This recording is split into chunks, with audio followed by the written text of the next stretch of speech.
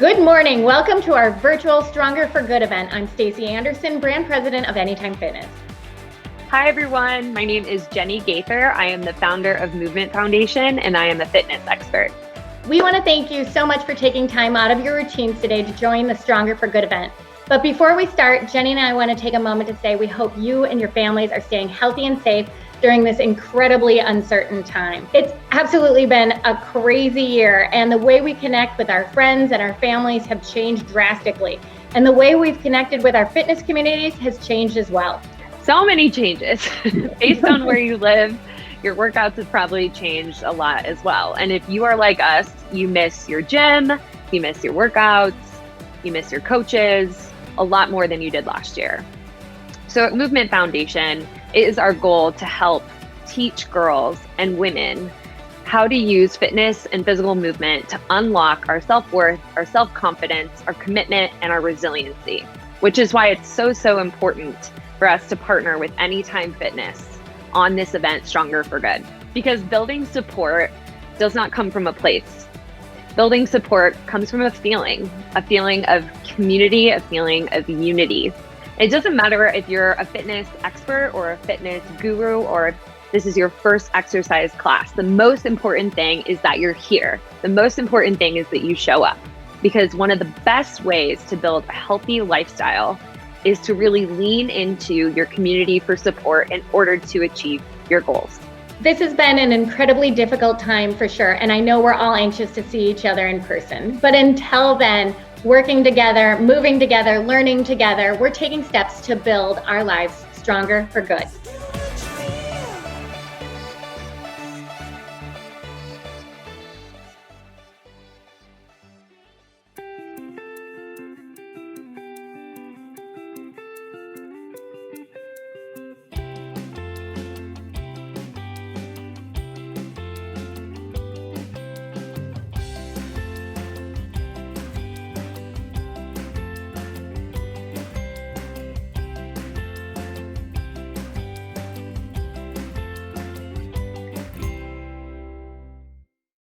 Hi, I'm Emily Hockman, the CEO and founder of Wellery. I am also a certified health coach.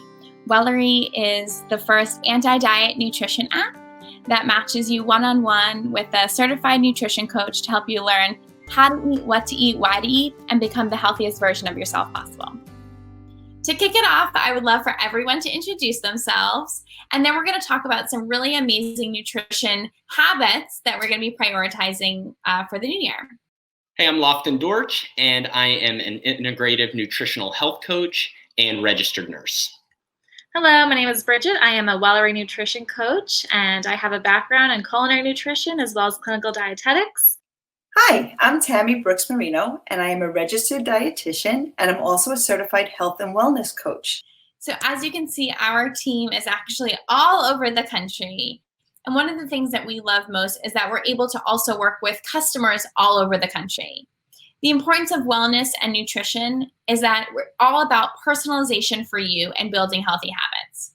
No matter your age, your size, your shape, your color, we will work one-on-one with you to figure out what to eat, how to eat, and why to eat, so that you can finally hit your goals and keep your goals sustainable for the new year.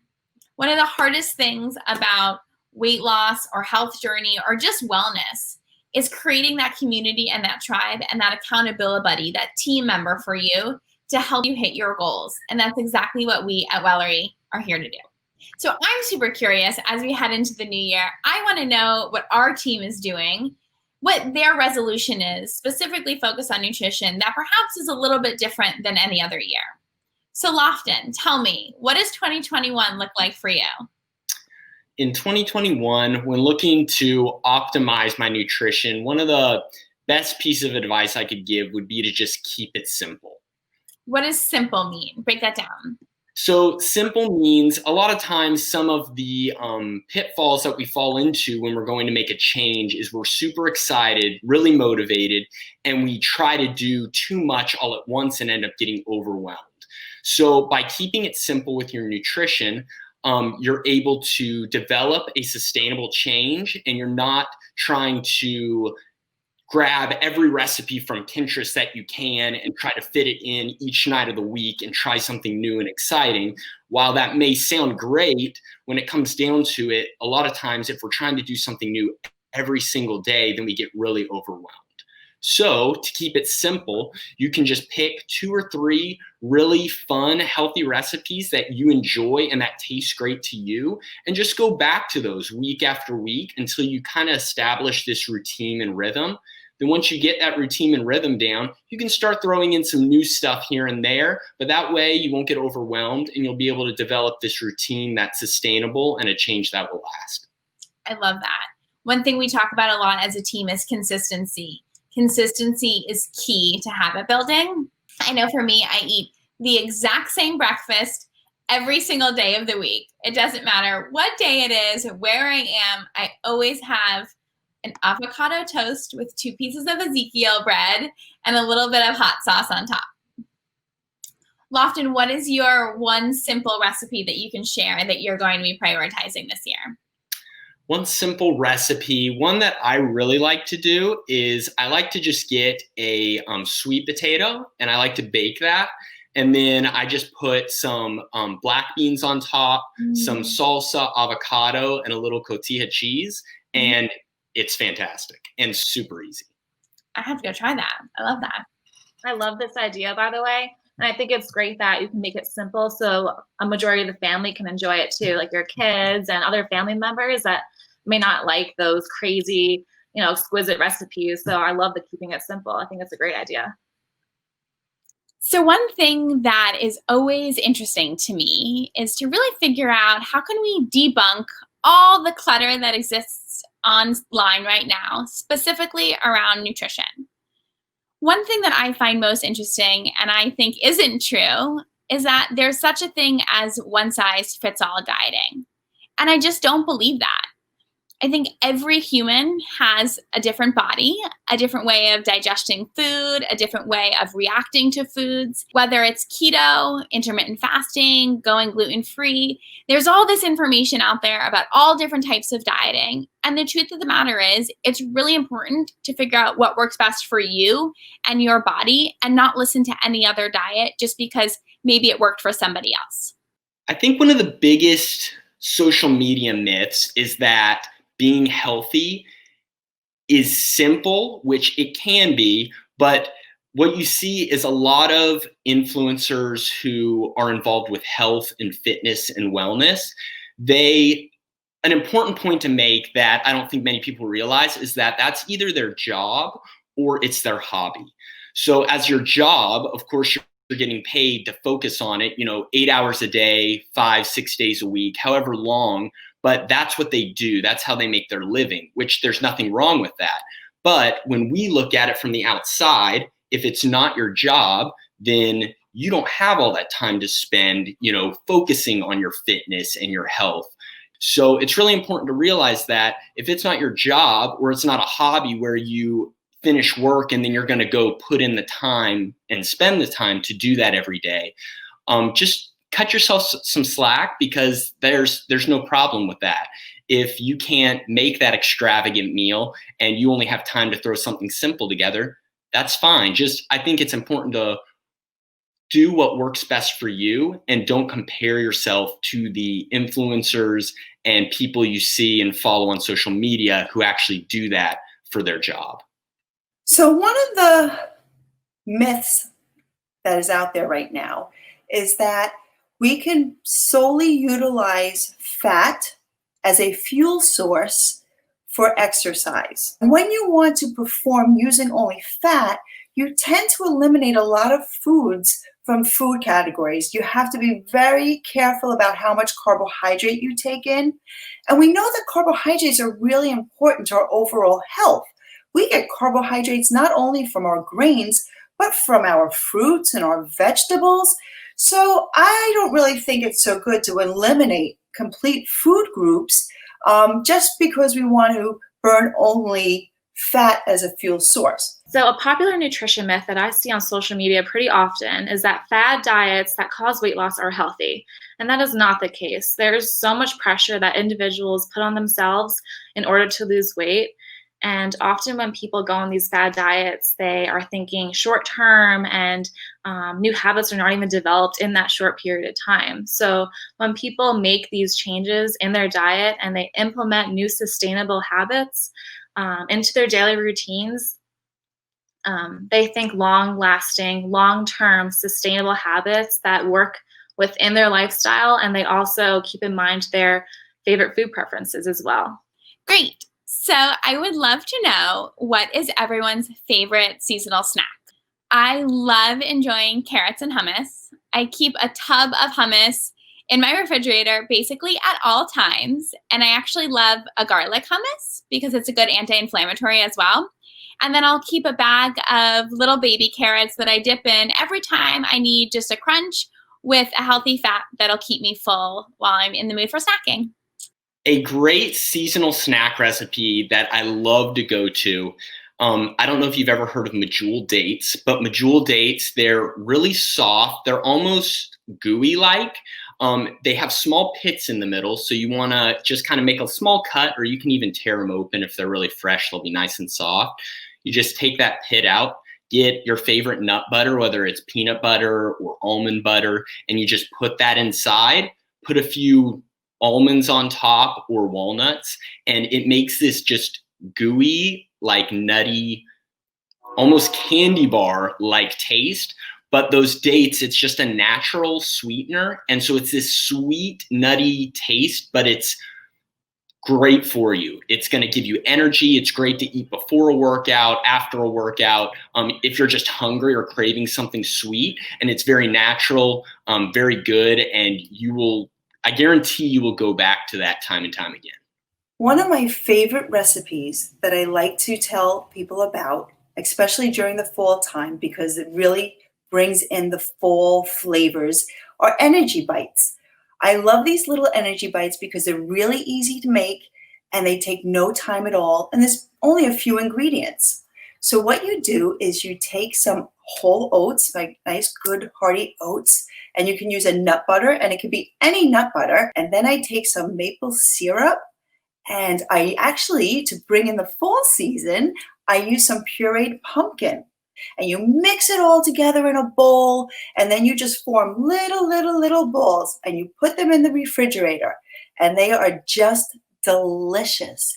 And you can use these energy bites with the pumpkin puree to bring in fall, or without the pumpkin puree. My favorite easy seasonal snack recipe this year is a comforting chai tea latte. I absolutely love just sitting on my couch with a delicious chai tea latte, and it's less sugar than the ones that you get at a cafe. And I will kind of describe what I do pretty quickly. So what I like to do is take a organic chai tea bag, and I steep it in a small amount of boiling water just to make sure it's super concentrated and flavorful.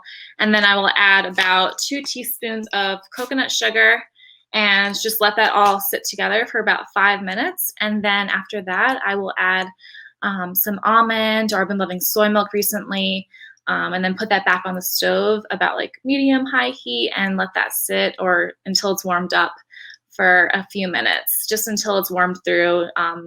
Don't bring it to a boil. And then after that, I will froth it. So I just use my little frother and just make sure it's super creamy and rich.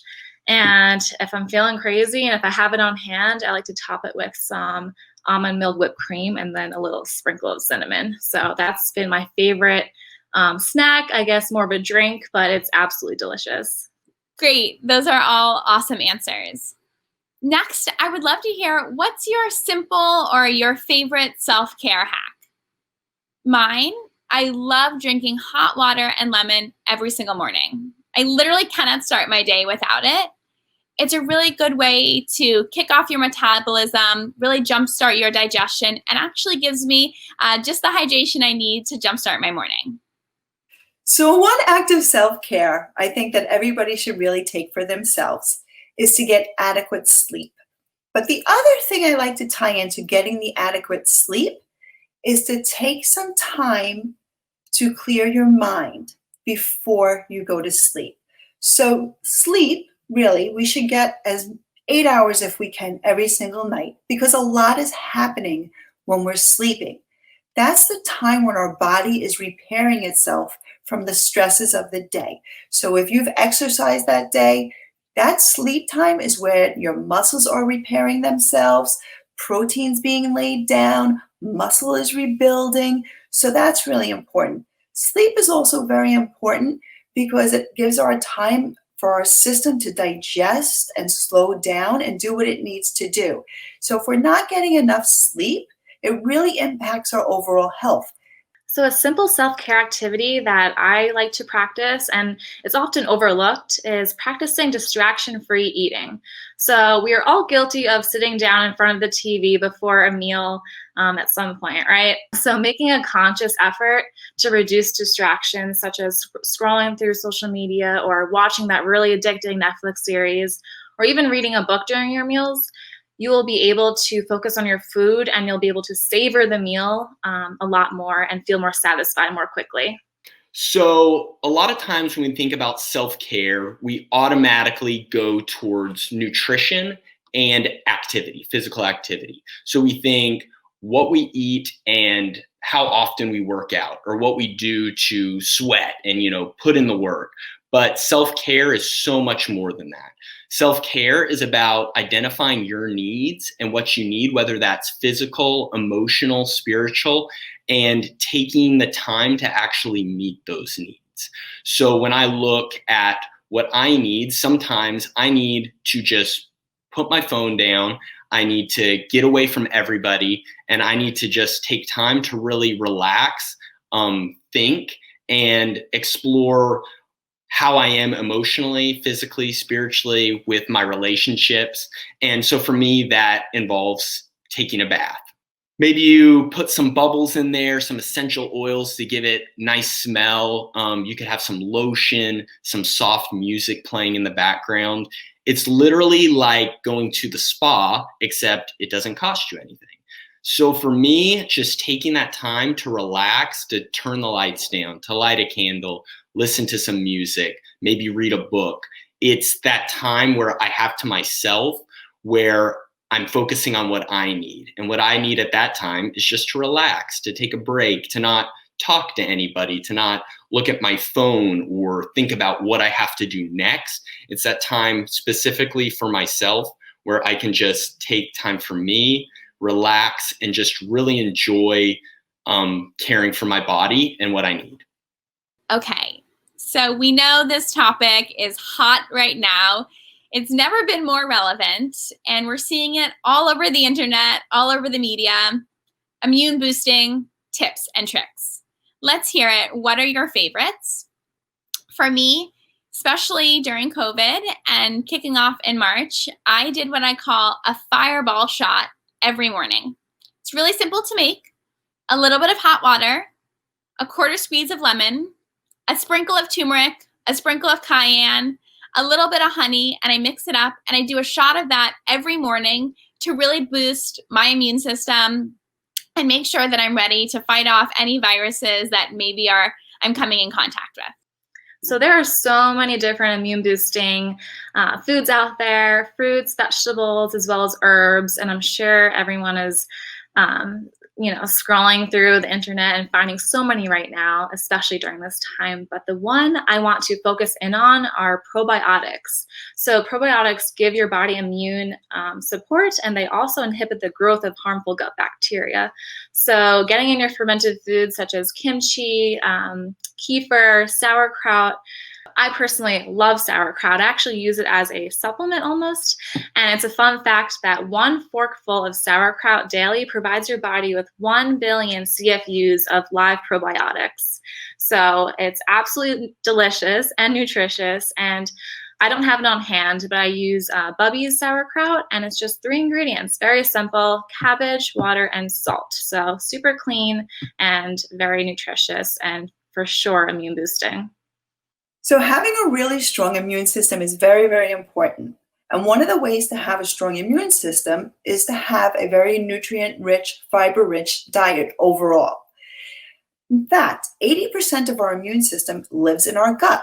And there's lots of microbes that live down there in our gut. And their whole job is one of two things, depending if they are considered a good bacteria or a bad bacteria. So our bad bacteria like to cause inflammation and wreak havoc down there. And then our good little guys, they're the ones that say, okay, bad guys, you need to stop that because we've got to digest our food. We have to eliminate the toxins in the waste, take bad things out of the body. But these guys, whether they're good or bad, they work in harmony together. So it's really important to have balance. You can't only have good and you can't only have bad. They must live together. And in order to have a strong immune system, we have to have a diet that's very rich in vitamins and minerals and fiber. And where do we get those from? Mostly from our plants and our whole grains. So that's why you will hear a lot of people advocating for making sure that you take in enough fruits and vegetables and whole grains. Whole grains are important because they still retain the fiber from the wheat plant. So that could be anything like your oatmeal, whole wheat bread, brown rice. So they tend to be brown in color. So you're going to want to be taking in whole grains versus white bread or white rice that has been stripped of that fiber. So just remember, a diet that's rich in fiber, fruits, and vegetables is going to keep harmony in your gut, which is going to boost your immune system. So a big immune booster that a lot of people don't really consider is sleep. Sleep is so important when it comes for our bodies to be able to rest and recover.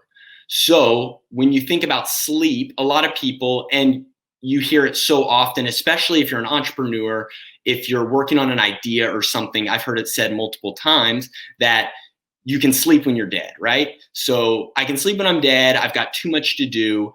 But really, sleep is amazing, not only for immune system, but it's also great for mental clarity. Your brain has time to actually regenerate and to rest and relax. And it'll actually make you sharper and better prepared to tackle like whatever you have the next day or the week.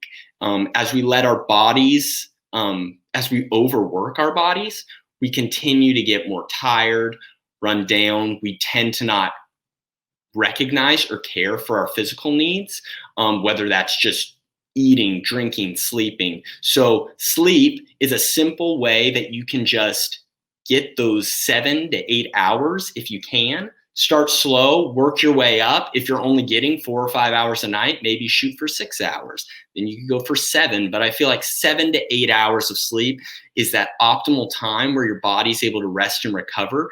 And you can really build up that immune system, which is so important, especially right now we're concerned about viruses and sickness. And that's just one simple way that we can really care for ourselves, our body, and our immune system. I love to hear this. You guys are so spot on. And now, at a time when it's never been more relevant, it's the top of the new year. What are some foods that we can all eat to support our 2021 resolutions? I'll share something that I make sure to have at least a few times a week, try every single day. I love a good sauteed kale or a good kale salad. And I'm not just eating salad to eat greens, but kale is actually high in antioxidants, which can help lower your cortisol levels and keep you stress-free during the day. So during a really busy work day, I like to have some sauteed kale or some kale chips or even just a little sprinkle of kale in any salad I'm having to help keep me as stress-free as possible. The one food that you can eat to support your New Year's resolution, no matter what your resolution is, are legumes. Beans are your friend. Beans provide so much nutrition to the human body, they are considered a superfood. So beans are rich in vitamins and minerals and fiber. Yes, fiber is my friend. Fiber is your friend, and it will help you. When you eat legumes, and pretty much you could eat them every day, and you should eat them every day, you are fueling your gut, right? And then we're going to have good balance. So we're going to have good digestion. So everything's going to work well in the body. So I always like to recommend that everybody get in 1 to 2 serving beans per day. As we start looking into New Year's resolutions, and a lot of times what comes with that is nutrition and fitness. A lot of people think about that. Nutrition is great. It's a great way to jump in and care for your body. But one of the biggest things that I can think of that most people do when they're looking to improve their nutrition is to just jump all in at once. You jump in, you try to find all the recipes you can on Pinterest, Instagram. And the problem with that is a lot of times you can get overwhelmed. So it's very easy to get overwhelmed. So a great idea that you can do when it comes to your nutrition is to just keep it simple. And a great way to do that is finding a few simple and easy recipes that you really like, that are easy to throw together and you can go back to every single week. And once you're used to making those, it becomes very easy and you don't have to think about it. So you're just throwing it together. You're eating foods that make you feel alive, make you feel healthy, amazing. So when you do that, it's easy to get a rhythm. Our palates change, our lifestyles change, and a lot of times we just need that simple recipe to go to that we can add into our routine and we can just go back to week in and week out. But also we can sub in and out if we want to once we get in that routine, because we do, our tastes change. We want a little variety, then we can do that. But don't try to jump in all at once and think you have to make these extravagant meals. If you just keep it nice and simple, then it'll be really easy to just establish that rhythm.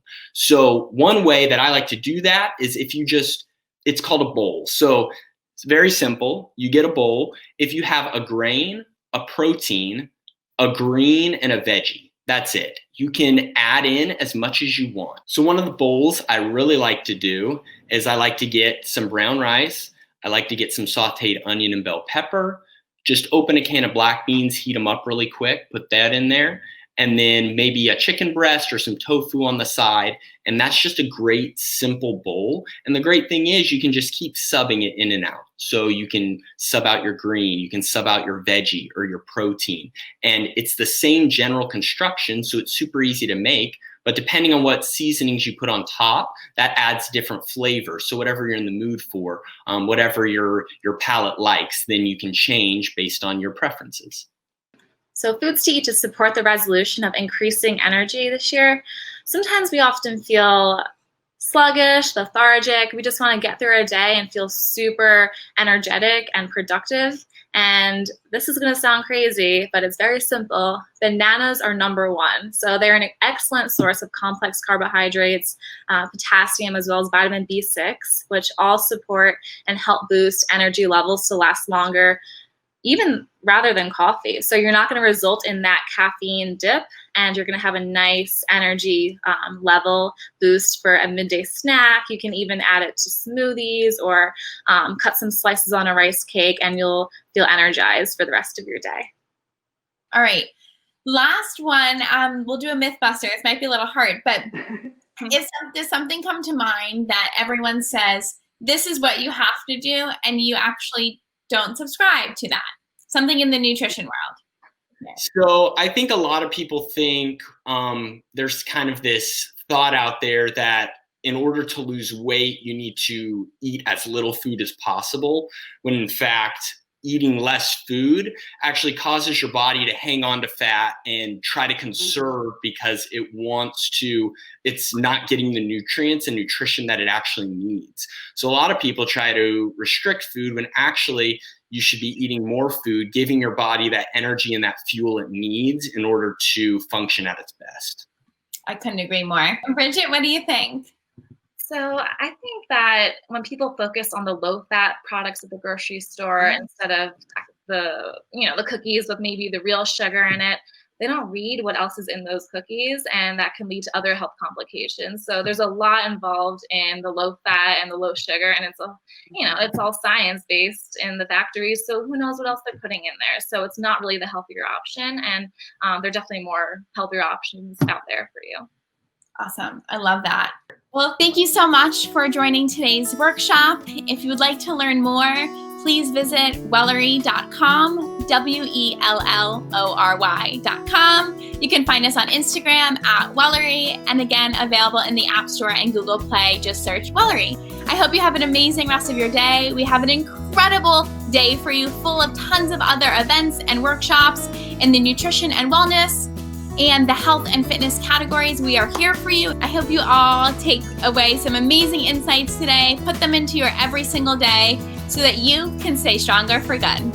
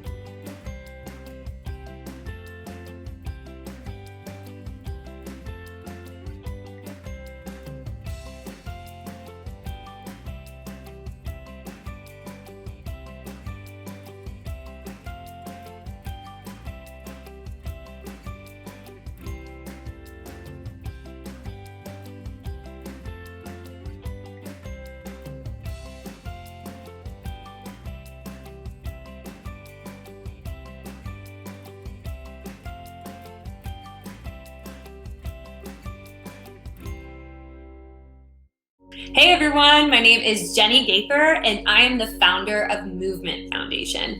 Movemeant Foundation is a nonprofit that uses sports and physical movement to help women and young girls build self-worth and confidence in their bodies. Today, we are going to be doing a body confidence workshop for 30 minutes where I give you some tools to help you really build confidence in your body this year.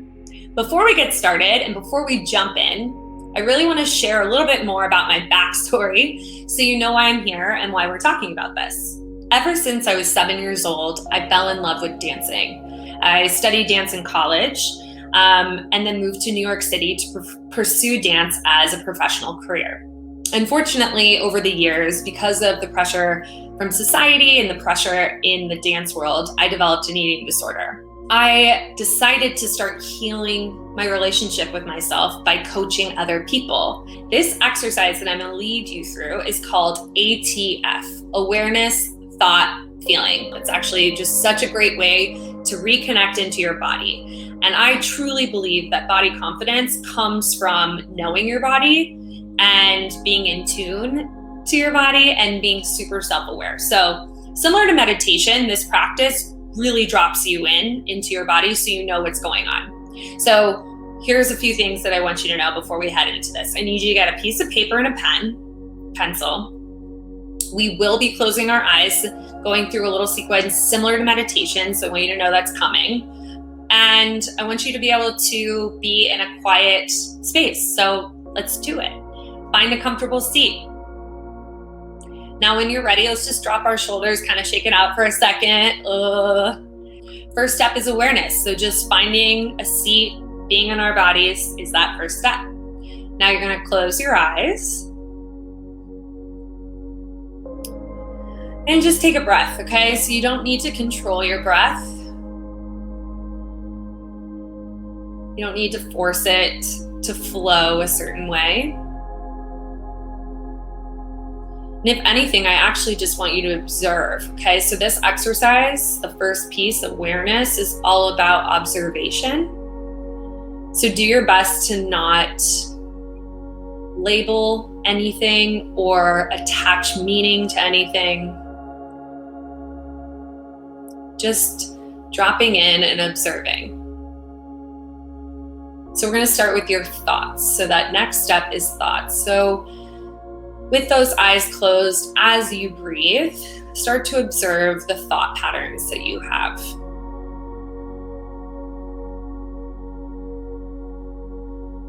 And notice if there are any patterns, anything that comes up that could be shocking, surprising, repetitious, or something you're just very aware of. We're going to be dropping into what we feel. So the third step is feeling. Starting to observe what you feel, whether that's sweaty palms, tightness in your chest. Just start to observe what you feel in your body, okay? And again, don't assign negative or positive to anything that is going on. Just observe. Take one last breath in here as you observe. Exhale, let it out. When you're ready, you're going to open your eyes. Not so bad, right? Similar to meditation, can be scary to sit still, but you did it. You did it. Next step, guys, I want you to take the pen and paper that you have and write down, one, what thoughts that came up, anything that stands out. Get that on your piece of paper right now. Just start to free write. Then when you're done with that, go right into writing down what you felt. Physical sensations. So physical sensations are the feelings in your body. We attach, narratives and stories to those feelings, but I want you to cut out the narrative and just say tight, tense, sweaty, warm, excited, whatever your body feels like. Words, sentences, doesn't really matter. No one's going to see it. And then lastly, as you keep writing, is there a connection between the two? Is there a connection between the thoughts that you're having and what you're feeling? So if you're thinking this is really awkward, or I have so much work to do, I don't have enough time for this, is that impacting how you're feeling? The intensity you're feeling in your body, the tightness you're feeling in your body. So if you notice any patterns between the two, the thoughts and the feelings, write that down. Okay? We're going to be here for about 30 more seconds to just let it out. I'm going to talk you through it. You can keep writing. The next thing we're going to do is we're going to move. Okay? The power of movement taps us into our body more than anything else. And I think we tend to shy away from things that make us uncomfortable, right? But we're about to dance. And even if you're not a dancer, you don't know how to dance, it's not about being the best, it's not a contest, it's about really getting you into your body. So last, moment to get the last thought out onto piece of paper. Make sure you have something comfortable to wear. You have space around you so you don't hit your plants or your cats or your dogs. And we'll get started. Find a comfortable space. Okay, we're just gonna step side to side right here. Now if you feel silly, feel goofy, it's part of it, right? Don't worry, it's just me and you. Maybe you're, again, plant family, cats, dogs, space. But let's just loosen up, okay? So as you step it out, do anything you want with your upper body. Woo. Now as you move, what are you thinking, right? So that same exercise you just did, sitting down, start to notice your thoughts. The patterns are happening. Good. Now start to notice what you feel. Okay, bend your knees, bigger steps.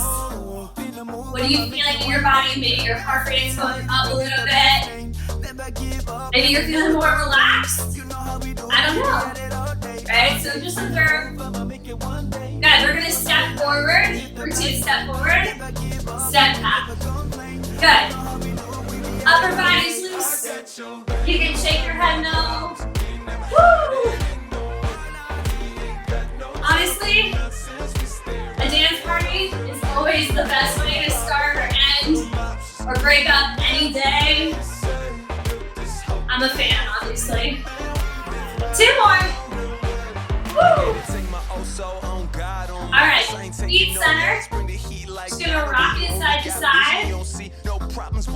Yeah, just lift that upper body. There you go. You can mirror me or do the opposite of me. Doesn't matter, okay? This is again not a contest. Just to loosen up a little bit, roll it in right here. Roll. Roll it away. Roll. Roll. I think my neighbors think I'm crazy. You're gonna step wide, wide, cross. So I'm tapping 1 foot in front. Woo!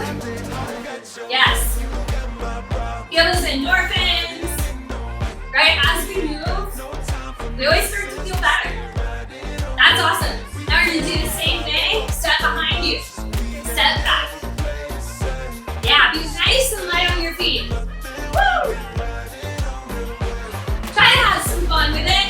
We have 4, 3, 2, 1.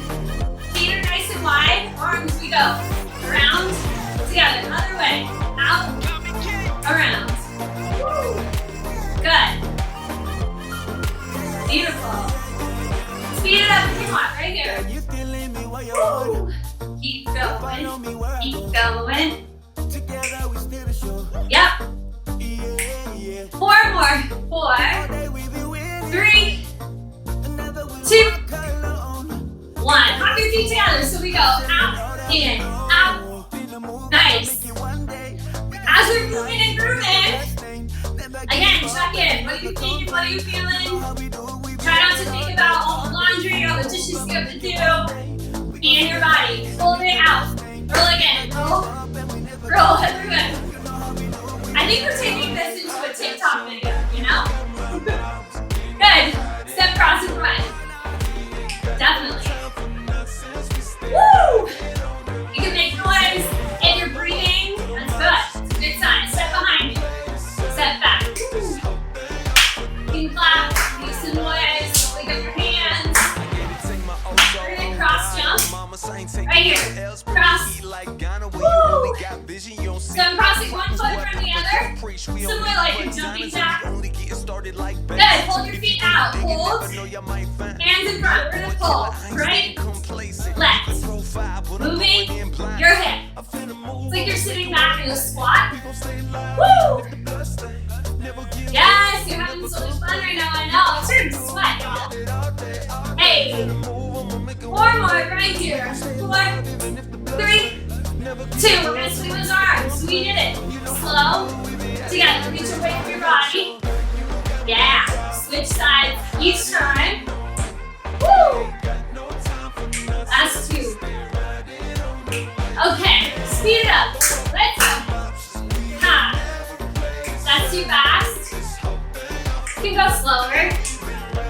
Up to you. Yeah. There are no rules. That's the best part. No rules. 4, 3, 2. We're gonna take 2 steps. 1, 2. Up. 1, 2. Woo! Again, try not to get too caught up in what you're doing in terms of what it looks like. Focus on what you're feeling. We're gonna move our hips side to side. Here we go. Move your hips. Yeah, so you can step it out. Woo! Honestly, I think I was born in the wrong era. I miss jazzercise. I should get a workout video. Hold your feet center. Still squat. Down. Up. Squeeze your glutes. Yeah, keep that chest lifted. 4 more. 4, 3, 2. Hold it low. Pull that right arm, right? Nice. You did it before. Hey. 4 more, you guys. 4. Remember how we started? Step side to side. Step. Now pump your arms a little bit. Yeah. Step over 2, back 2, right here. 4,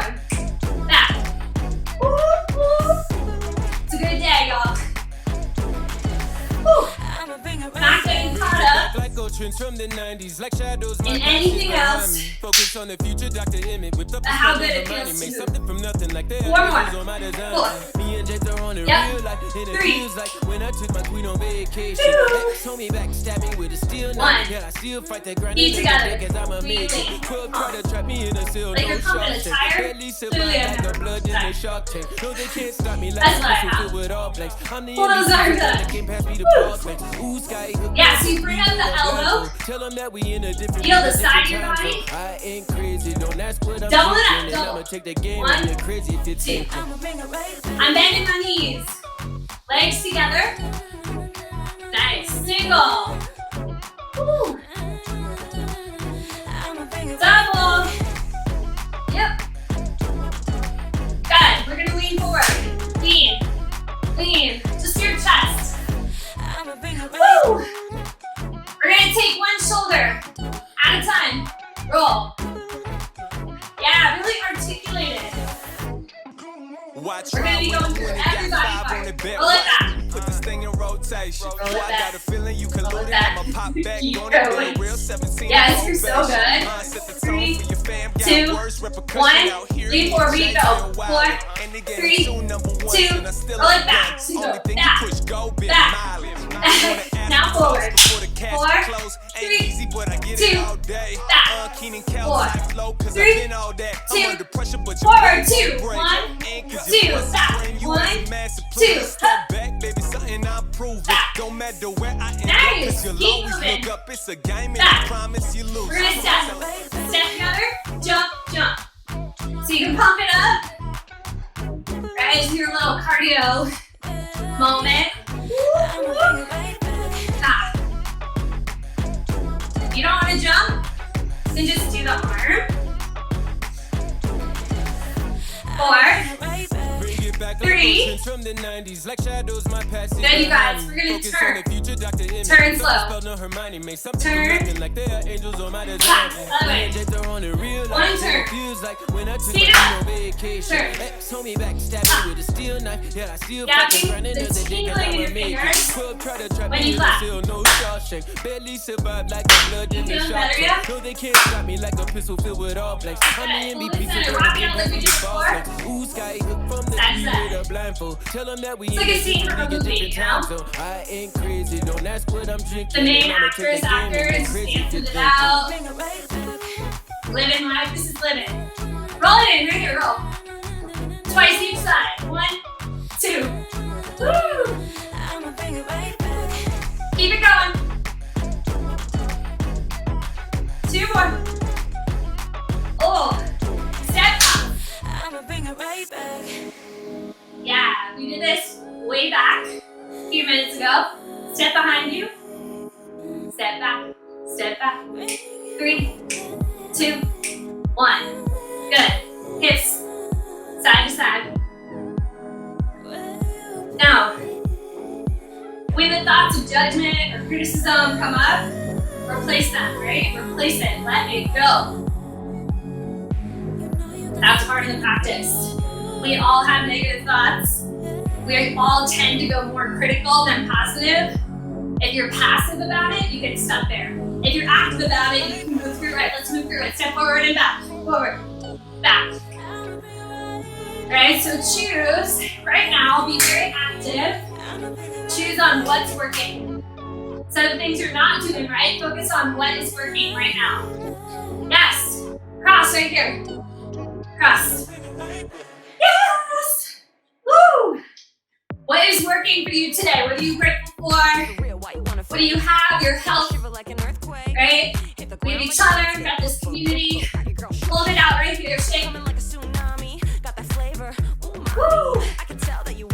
We're gonna turn, yeah? And clap, let's go, turn. Clap low. Double clap. 1, double. Again. Hey. 2 more. Woo. Last one. Nice. Okay, slide. Push.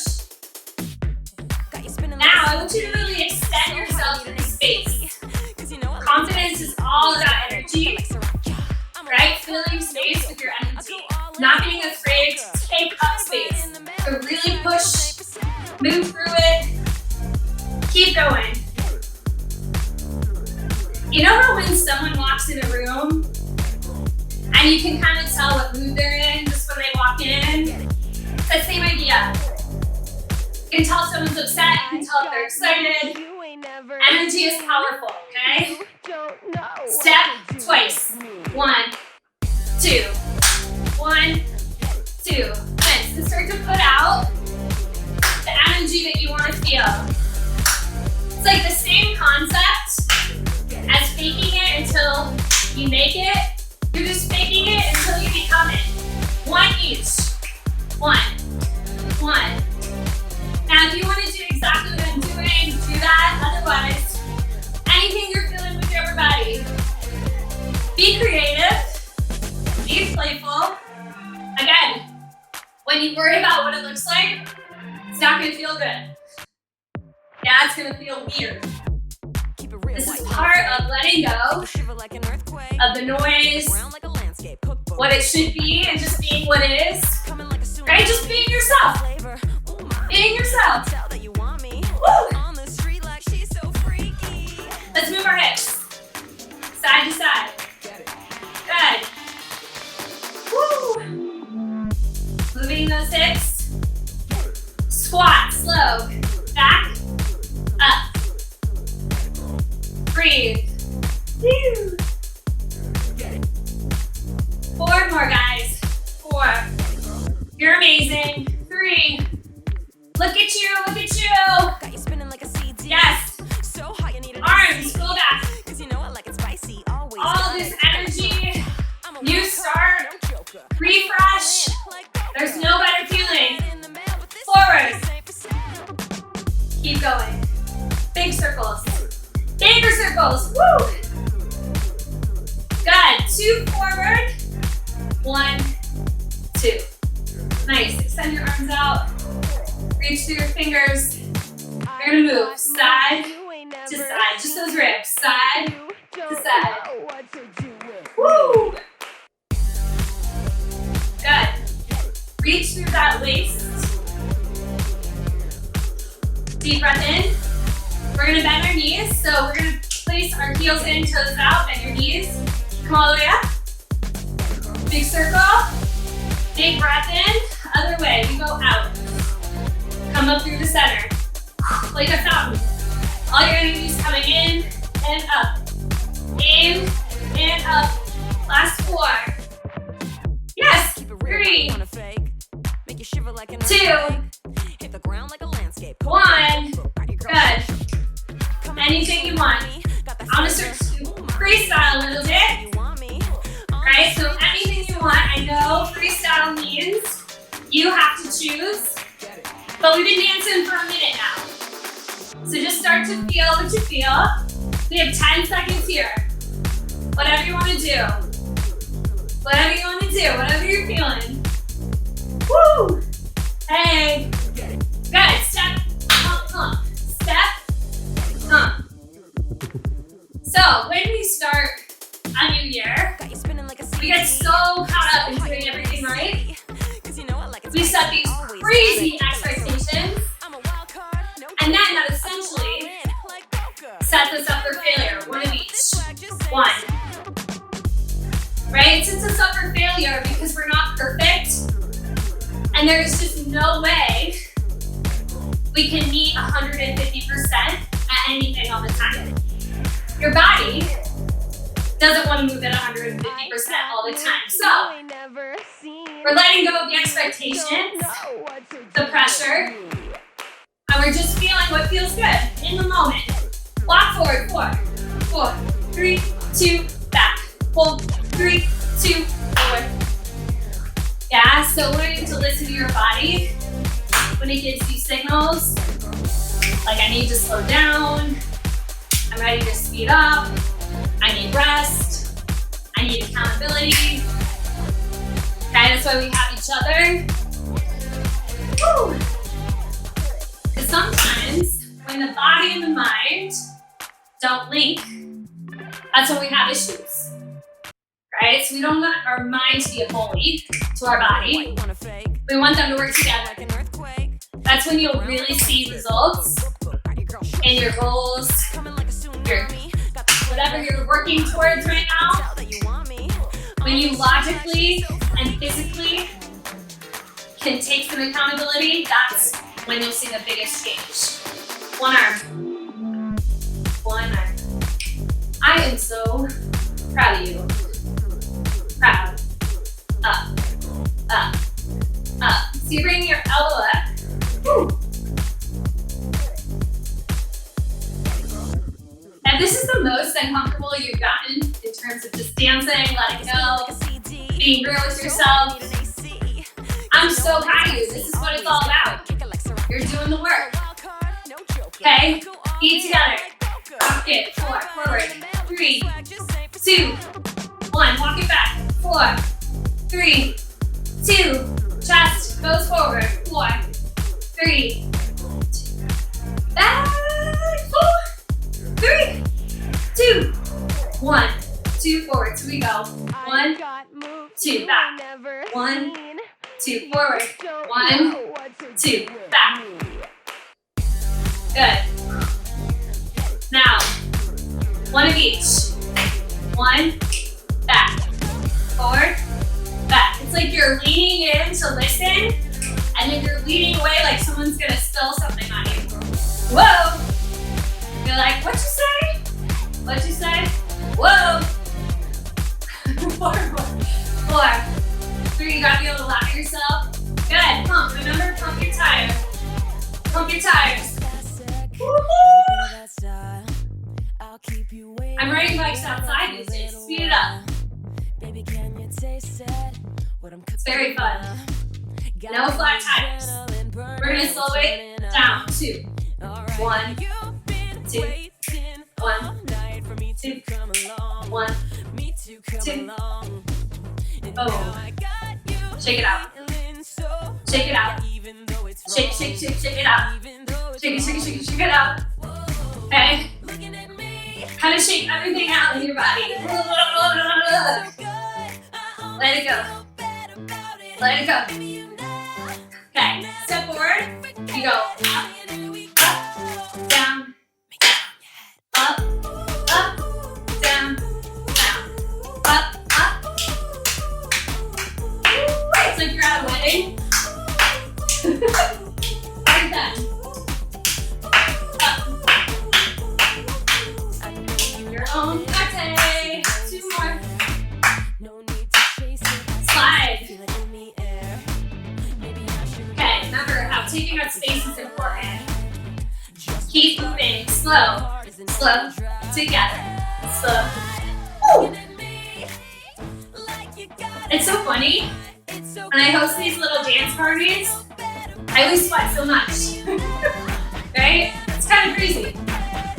Movement doesn't have to be a lot. It could be a walk around the park. It could be literally this, having a dance party in your house. 15 seconds, 15 minutes. Just getting that heart rate up, getting that blood flow. Speed it up. So important. For your mind, for your spirit. Woo. Up, down, down.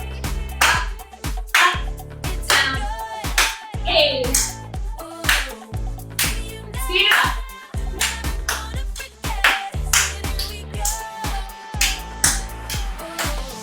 Hold it center. Reach. Reach to your fingers, ribs. Yeah, so I'm trying to really just move my ribs. Yeah, good. Hot. Keep going. Keep going. 4 more. Now, arms up. We're gonna circle back. So we circle back. Back. Up the center. Fill in your fountain. Reverse it, you go back. Down the center. Nice. Feels good on the shoulders. Go forward, back. Once. Forward. Back. Forward. Last 4. 3. done this, here we go. Down, bring your elbow up, down, up. So I really want you to bend your legs. Use the floor, speed it up. A really good part about moving too is that it connects you to your surroundings. Right, so you're present. Usually when we're stressed out, feeling anxious, it's because we're not present. We're not focusing on what's right now in the moment. Really caught up in what's happened, what could happen, right? So be in the moment. Good. Down, up. Drop your hips. Anything you want with your arms.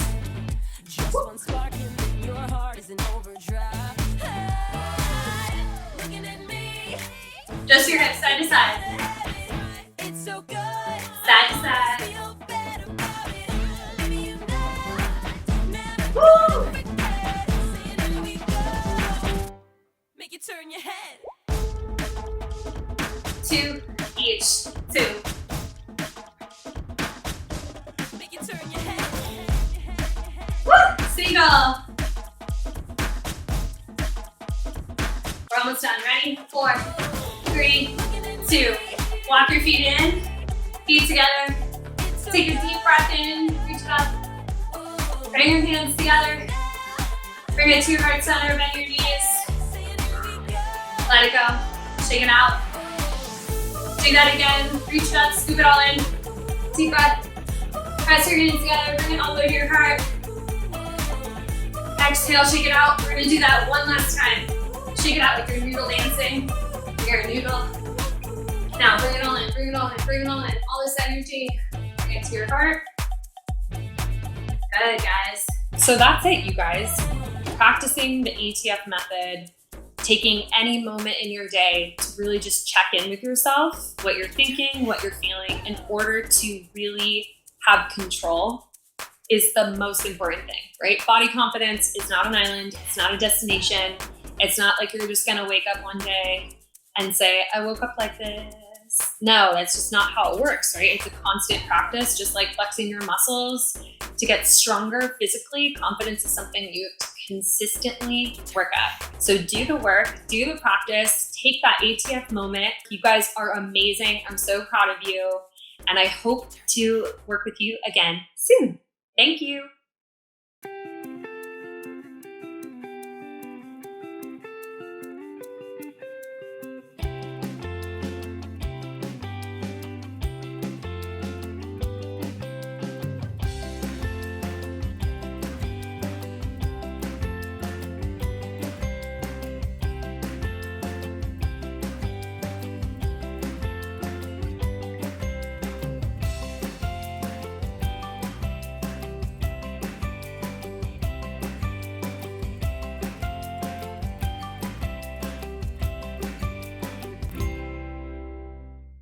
Hi, my name is Dr. Lauren Powell, and I'm a board-certified family medicine physician, also known as a culinary doctor.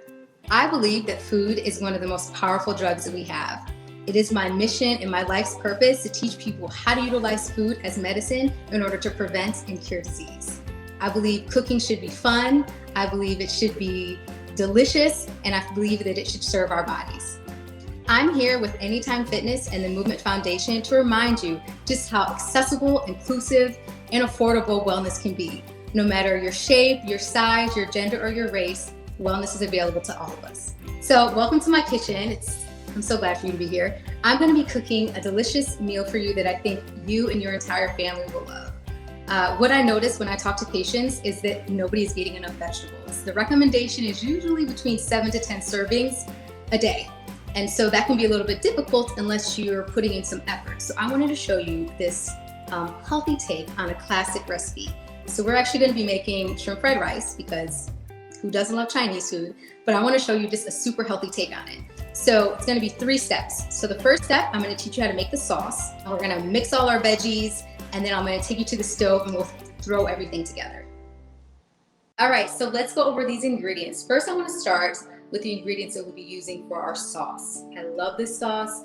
I actually keep a mason jar of it in my fridge at all times because it's such a versatile sauce that you can use as marinade. You can use it like we're using it today in a stir fry. So I love it. So let's go over all the ingredients and why I chose to use these particular ingredients. So the first one is I have some bone broth. Now I love bone broth. Anybody who follows me knows I'm always talking about bone broth. Bone broth is made with bones and connective tissue, and you basically simmer it in water and vinegar for like hours. The longer, the better.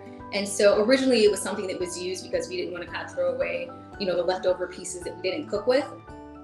But obviously now we've learned just how powerful and how good it is for our health. So first of all, you're simmering bones.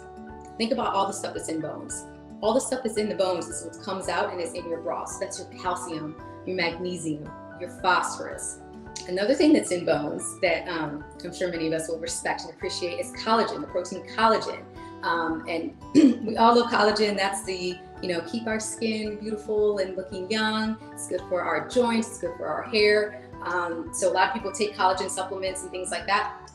We need collagen right from the bone broth. So bone broth, super nutritious, so anti-inflammatory, antioxidants. It's just great. It's also really, really good for digestion. So sometimes I'll have patients who have a hard time digesting just very fibrous vegetables. And so what I'll encourage them to do is just to kind of simmer them just a little bit in bone broth. And bone broth actually aids in digestion, so it helps them digest the vegetables a little bit better. So I'm always cooking with bone broth. I'm not using stock or anything like that, bone broth. And you can make your own bone broth, or you can purchase it at the store. Super nutritious, super valuable thing to keep in your refrigerator. Okay, so that's part of our sauce. The other thing that's gonna be part of our sauce is a little bit of sesame oil. We're making a stir fry, and you cannot have stir fry without sesame oil. Very unique to Asian dishes. It's such a flavorful oil. We're only using 2 teaspoons. A little bit goes a very long way. It's very flavorful. It's anti-inflammatory, it's antioxidant. It's also very good for our heart. So love me some sesame oil. Okay, we have to sweeten our sauce a little bit, so I'm gonna use a little bit of honey. I want us to remember that even though honey is this beautiful natural thing, it still has sugar. So we still wanna be mindful about how much honey we're using. But what I like about honey over just traditional plain sugar is that there's health benefits. Honey actually is good for HDL. HDL is that good cholesterol. We want our HDL to be as high as possible. So I love honey for that reason. All right, see what else we got here. So I have a little cornstarch. Now you don't have to use cornstarch. Sometimes cornstarch is not something that people just have on hand. And so if you don't have it, it's perfectly okay. The reason that we're using it is because it helps thicken our sauce. So it's gonna just make our sauce a little bit thicker. But again, completely optional. Don't worry if you don't have it in your cupboard. Next, 2 of my favorites, garlic. I've taken 4 cloves of garlic and I just minced them myself. I always ask and encourage people to mince your own garlic. I know it's so, you wanna just grab that garlic that's already minced, but it's just been so diluted in water. It just doesn't taste as good as the fresh stuff. So get a garlic press and you can press your garlic, which makes mincing it a little bit easier. But garlic is just so good for us, anti-inflammatory, antioxidant. It's good for our blood pressure. So I always have patients who tell me they eat cloves of garlic. You don't have to eat your garlic, you can cook with it, but just as a way to help with their blood pressure. So love garlic. It's also a really good way to just build flavor without using salt. So my goal when I cook anything is, what can I do to build flavor that doesn't require a lot of salt? Because we can use some salt. I'm not saying don't use salt in your food. Your food definitely needs salt. But we want to be mindful of our salt use, right? Because salt, excessive salt can lead to high blood pressure. So finding ways to build flavor that minimizes salt is also the goal. And so that's what this sauce is doing. It's building flavor naturally. All right, another fave of mine is ginger. Now here I just use some ginger paste. And you can use, if you had ginger root, ginger is a flower. You could mince up the ginger and use it that way. I actually love ginger so much. I brew ginger every night and it's part of like my wellness routine. So I didn't have any ginger root left, so I used some ginger paste. What's good about the paste is it mixes really well. So in terms of the sauce, it'll just be a little bit easier to mix. But ginger is amazing. All of us know like ginger is great for your stomach. It's great if you're feeling nauseous at all. Antioxidant, of course, anti-inflammatory. Another good thing about ginger, it's good for your joints. So if you're someone that suffers with joint pain. Also, ginger is one of those things that protects the brain from aging that happens just with age. So damage that's done to our brain that just happens as we age. Ginger is one of the things that protects our brain from that. So I consume ginger every single day in some form. I love ginger. Okay. And then of course, we cannot have a stir fry without soy sauce, right? We have sesame oil, you have to have soy sauce. Now, I like to use low sodium soy sauce because, again, we want to be mindful of our salt. We can always add more salt, but you cannot take the salt away. So just remember that. It's always best if you can buy, your broths, your bone broths, your stocks, low sodium. You can always add more, but you cannot take it away. So be mindful of that. So we have some soy sauce because you can't have a dish like this without soy sauce. All right, next, and this is an optional ingredient. You do not have to add it. This is purely if you want a little spice. My family loves a little spice, so I have some crushed red pepper flakes. As an alternative, you could also use sriracha. That would add some spice to it. Crushed red pepper is so good, antioxidant, anti-inflammatory, of course. It's also really good for your metabolism. So who doesn't want that? And then it's also it's been known to kind of suppress hunger, which is good. So these are all the ingredients that we'll be using for our sauce. Again, I like to start with a mason jar because it's just, you're gonna have leftovers from this sauce, so it's just from this dish. So you'll be able to wrap that up and store it in your refrigerator. All right, so now the ingredients for our stir fry. We're gonna be making a kind of a cauliflower rice stir fry. So kind of like a play on a classic stir fry, but we're using cauliflower. Cauliflower is just popular right now. It's like the cool kid in school. It's like the cool kid in school right now. So I love cauliflower for so many reasons. First of all, it's so versatile. You can really do so many things with it. It kind of takes on the flavor of however you cook it. Cauliflower is one of those vegetables that has almost every vitamin and mineral that we need. And there's not a lot of vegetables that do that. Cauliflower also has choline in it. There's not a lot of vegetables that have choline. I think the only other one is broccoli. Choline is good for our liver, cleansing our liver. It's also good for our brain health as well. So it helps prevent things like Alzheimer's and dementia. So it's really good for our brain. So cauliflower, full of vitamins and minerals, so many vitamins and minerals, good for your liver, good for your brain. It's also very, what I would call nutrient dense. Nutrient dense means it's like getting a designer item on sale. It's like getting that Chanel bag for like Target price. Like that's what I mean when I say nutrient dense. So it means that you're getting so much nutrition for a very small amount of calories. That is called winning the game, because you want to get food that has lots of nutrition, but you don't want to have to expend a lot of calories to get it. So cauliflower is the winner. So we've got some cauliflower rice. We're going to be starting with some onions. Onions are good, antioxidant, anti-inflammatory. They're also antibacterial, also great for your heart. Also, what I like most is it's just another great way to build flavor without using salt. So I start so many of my dishes with just sauteing some onions and garlic and olive oil, because again, it's just going to create some wonderful, wonderful flavors without adding salt. All right, and so for our veggies, we have some spinach. Now I love spinach. I keep a bag of it in my refrigerator because you can use it for so many things, like your smoothies, your stir fries, your pastas. Again, very, very low in calorie. It's full of our B vitamins. That would be like your folate. It's really good in iron. And it's also really high in vitamin C. So oftentimes I'll have patients that tell me, Doc, I'm drinking orange juice every day to get my vitamin C so that my immune system stays healthy. And that's great, but orange juice has a lot of sugar.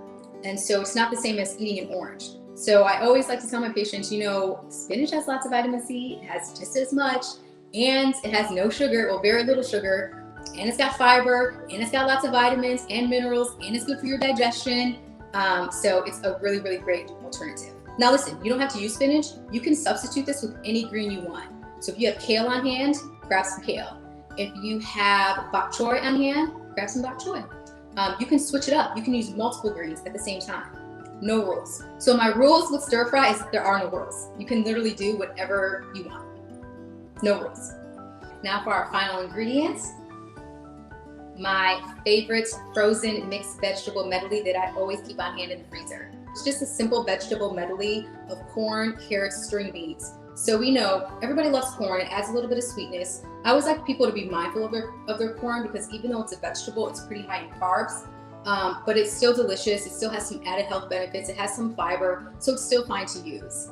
Carrots, are great for our eyes. They have lots of vitamin A. So I love carrots. They also add a little bit of sweetness. That's going to be important. And then string beans. String beans are great. They're pretty high in fiber. They have a lot of plant compounds in them that are anti-inflammatory. So green beans are great to use. Again, a very versatile vegetable. These are just some of the vegetables I'm using. Again, like you can use and sub out anything. So I also encourage people to eat vegetables seasonally. So around this time, if you wanted to do squash or zucchini, that would be wonderful. Cabbage would be great here. So many different things that you can do with it. And switch it up, do it one way and then switch it up and do it a different way.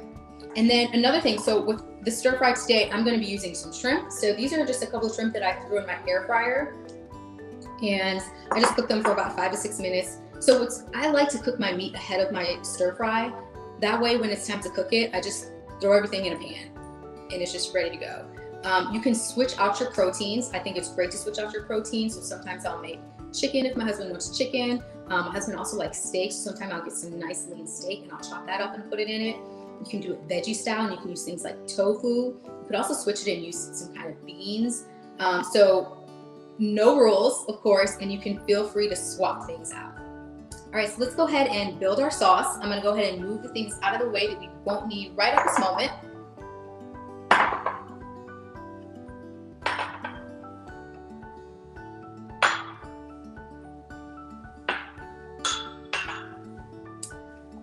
All right, so like I said, I'm gonna start with I'm just gonna build it in a mason jar. It just makes it so easy, again, because you can store it.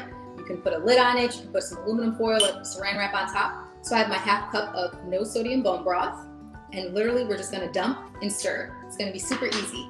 So I'm gonna go ahead and add my sesame oil, 2 teaspoons. I've got my 2 tablespoons of honey. That's what we're gonna use to sweeten our sauce. So you kind of wanna have a fork on hand for your ingredients that wanna stick to your container. All right, so we have our honey there. We've got our garlic, 3 to 4 cloves. We're gonna be mincing our own garlic from now on. No more store-bought, already minced garlic. All right, we've got 2 tablespoons of ginger paste. Again, you could use fresh ginger and mince it yourself. I have a 1/3 cup of soy sauce, low sodium. It already smells good. Okay, I'm gonna go ahead and add in red pepper flakes for me. And again, this is only if you want. If you want a little bit, you can put a little bit. If you want a lot, you can put a lot. If you don't want any, that's fine too. Okay, and then my cornstarch, which is my thickening agent.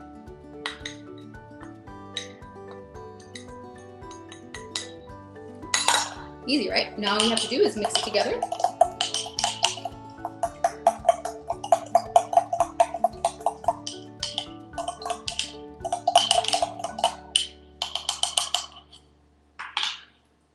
Now she's ready to go. All right, so now I have my stove and my hot pan preheating. All we're gonna use is a little bit of olive oil once that pan gets nice and hot. And literally, this is the easiest recipe. We're just gonna literally dump and stir. So if you have frozen veggies, we'll wanna start with those first. I always like to keep frozen veggies on hand. That way, if you need to make a quick meal, you have some. Same thing with the cauliflower rice. You can buy it fresh. The one I have is fresh, but you can also buy like a big bag of frozen cauliflower rice and then just keep that in the fridge as well. So my pan is nice and hot. Let's go ahead and get started cooking. I'm gonna just do a little bit of drizzle of olive oil here. And I'm just going to saute these onions.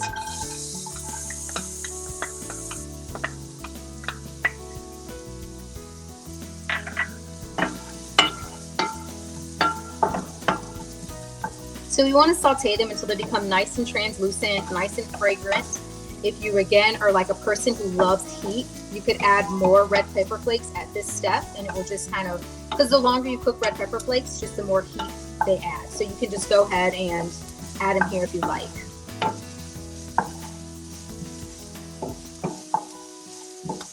Again, I add all kind of vegetables to this dish. It just really depends on what's in season. Cabbage is in season, so this would be great to have cabbage in it. Zucchini and squash, we're kind of near the end of zucchini squash season, but that's a great addition as well. All right, this is already nice and fragrant, so I'm gonna go ahead and add in my veggie mixture. And this is just carrots, green beans, peas, and a little bit of corn. Remember, we want to add as many servings of vegetables as we can. Our goal is to get to 7 to 10 servings in a day. So if we can get, 3 to 4 per meal, that's ideal.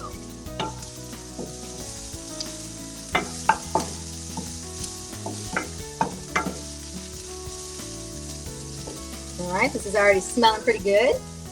I'm gonna go ahead and just throw in my cauliflower rice now.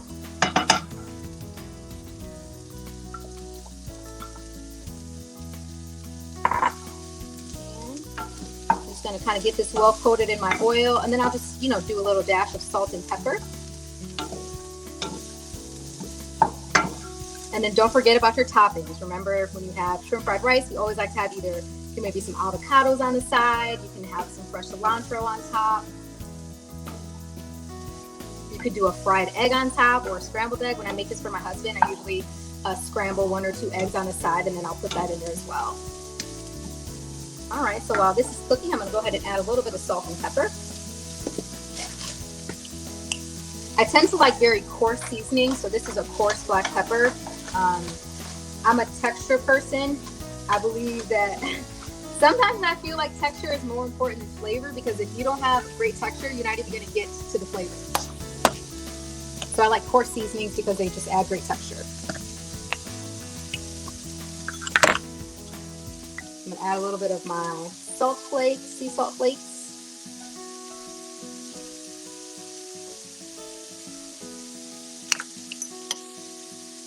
This recipe is very, very simple in terms of seasonings. Remember, we just made that wonderfully delicious sauce, so we don't need like a ton of seasonings here. Salt, pepper, sometimes I'll add a little cayenne pepper too. That adds flavor without adding a ton of heat. I'm a big fan of meals that can be made in one pan. I don't like to clean a whole bunch of things, so you could always cook your protein in the pan as well. Just make sure it's big enough.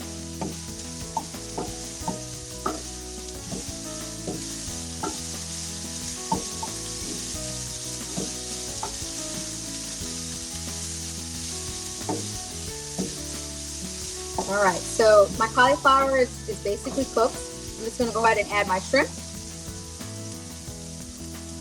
And remember, we already cooked these as well. I'm a big fan of just cooking your protein in advance. It just makes it a little bit easier. And I don't cook them all the way because I know they're gonna get a little bit more cooking once they hit my pan.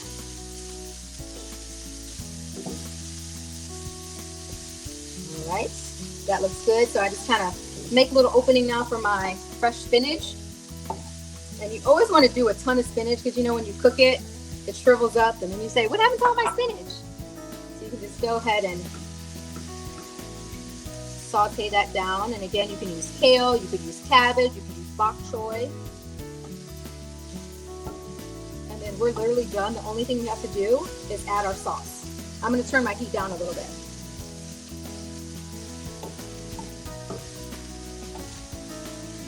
I wish you guys were in my kitchen and you could smell how delicious it smells, but I know you're gonna make it because you saw how easy this was, and so you'll be able to smell how delicious it is too. All right, let's go ahead and add our sauce, and you add as much sauce as you want. So it's to your desired sauciness. My husband likes very, very saucy food. I'm less saucy, so I do kind of like in the middle.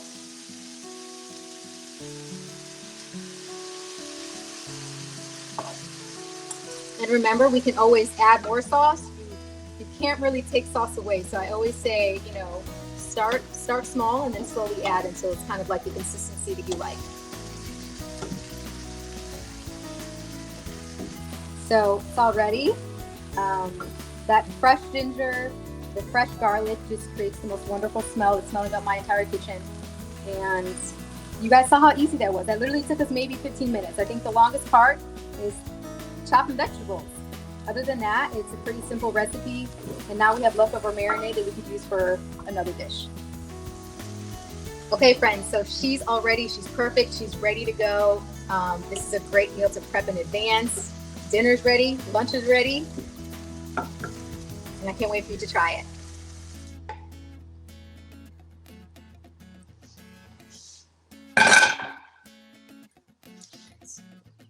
plate. Now, I like to add fresh avocado to my dish. Avocados are great because they're full of our healthy fats.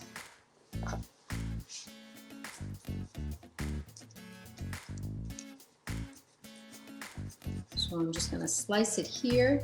You guys know, when your avocado is ripe, if you can, twist and it comes off very easily. And we'll just kind of remove our seed here. And we'll just slice this guy on here. You can also add some fresh lime juice if you wanted to add that on top of your avocado.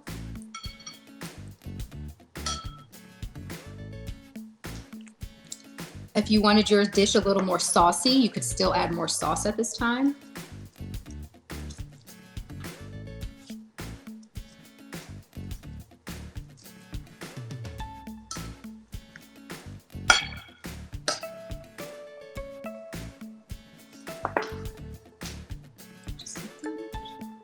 I'm gonna go ahead and add in a couple of more red pepper flakes on top to garnish.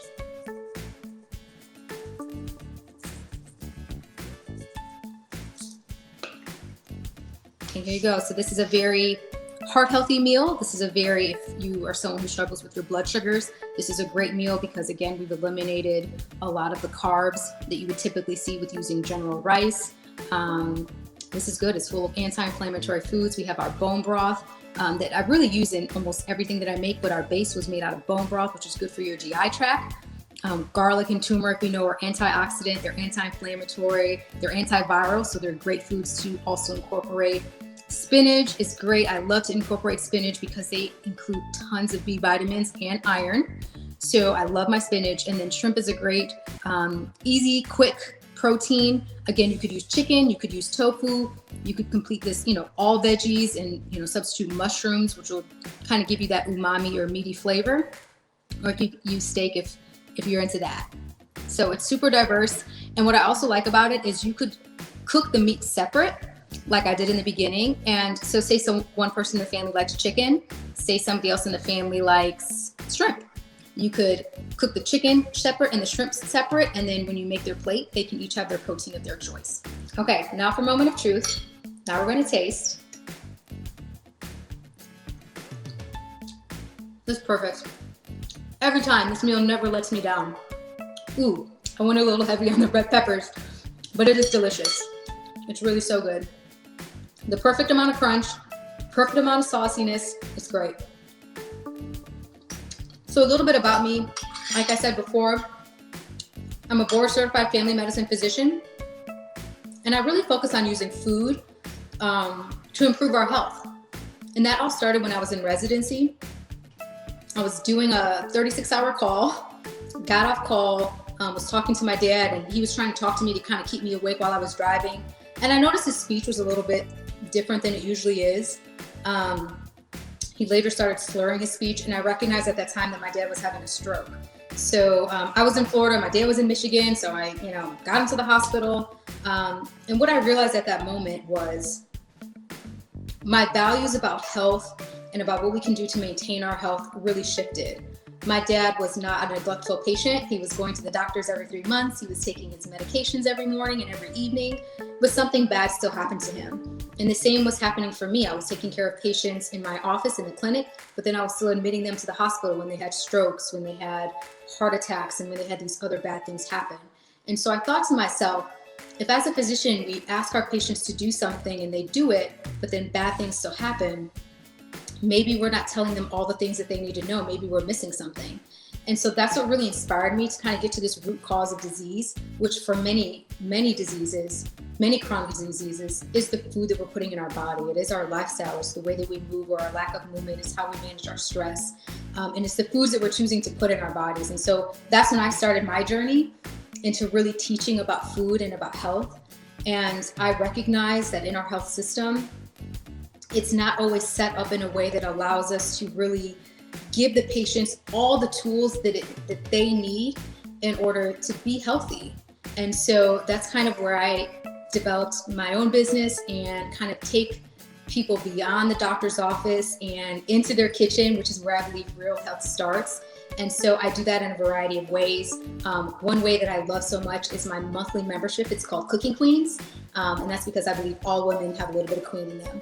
And so what we do there is we talk about all things health and food related. All the conversations that I don't have the time to talk about in the doctor's office, I'm talking to them there. And so we talk about heart health, we talk about diabetes and food, we talk about anti-inflammatory foods, we talk about aging and food, we talk about mental health and food. I bring in tons of guest experts, some of my super friends. And so we're just constantly learning. And then once a month we get together and we do a virtual cooking class. And so my queens get the grocery list 1 week before so that they can grocery shop and prep. And then we get together and we cook and we make delicious foods. We incorporate the principles we've been learning all month.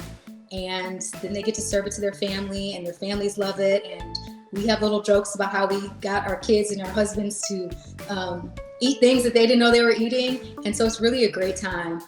Once a month we get together virtually and we do a virtual workout. So we get our butts kicked for 30 minutes and that's always great. And it more than anything, it's community. And I think now more than ever, our concept of what community is has changed so much. And so just to connect virtually with people who are passionate about living healthier and making better decisions and encouraging one another and sharing recipes, it really is a really, really great time. So if you'd like to learn more about that, stop by my website at www.drlaurenpowell.com. That's DRLAURENPOWELL. And just click on the membership tab and you can learn all about that. But I would love to cook with you. I'd love to see you in your kitchen and I'd love you to come back into my kitchen.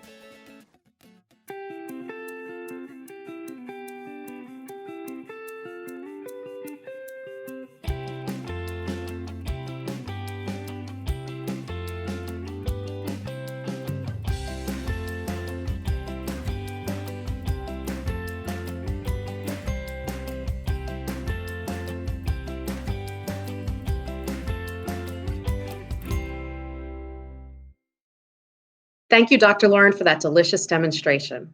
Hi, my name is Jody Carter, and I'm a CPA, but probably not the kind of accountant that you normally come across. I'm not so focused on deadlines and taxes. I'm much more focused on my relationships with my clients. And that's how my program, Financial Insight Training, came to be. See, over the years, I was paying attention to the questions that people were asking me, whether it was about buying a new home, or wanting to decide if they were leasing or buying a car. And they were coming to me for financial information, wanting me to help them make those choices. But I always thought there's so much more to these choices, and they don't just want to look at the numbers. What they really want is some guidance in how to make financial choices. Now, you might be wondering why there's a financial workshop included in this wellness program. There's one reason that probably isn't too far of a leap that you could think of, which is that our financial well-being definitely supports our physical health. It supports us in everything that we're up to in our lives, and it makes a real difference if we're feeling comfortable with our finances to pursue all the things that matter to us.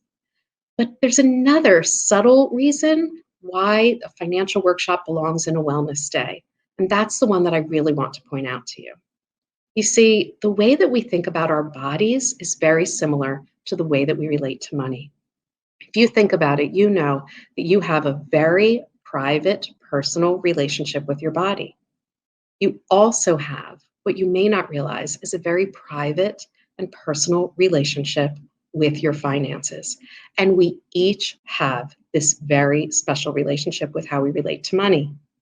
In Financial Insight Training, I have a series of principles. There's actually 14 of them, but today I'm going to sprinkle in just a few to help you get a good understanding of some of the real core concepts that lead us to financial insight and financial success.